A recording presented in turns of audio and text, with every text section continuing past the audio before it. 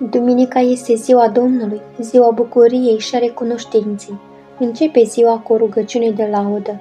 Cuvintele psalmistului ne amintesc că fericirea adevărată e să rădăjduim în Domnul. Laudă, suflete al meu, pe Domnul, lăuda voi pe Domnul în viața mea, cânta voi Dumnezeului meu cât voi trăi. Nu vă încredeți în cei puternici, în fiii oamenilor în care nu este izbăvire.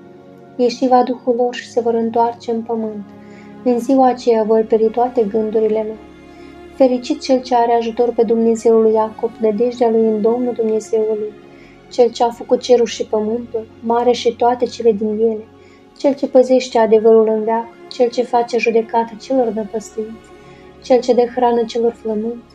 Domnul dezleagă pe cei ferecați în obezi, Domnul îndreaptă pe cei gârboviți, Domnul înțelepțește orbii, Domnul iubește pe cei drepți, Domnul păzește pe cei străini, pe orfani și pe văduvă va sprijini și calea păcătoșilor o va pierde. Împărății va Domnul în veac, Dumnezeul tău, Sioane, în neam și în neam. Slavă ție, Doamne, slavă ție!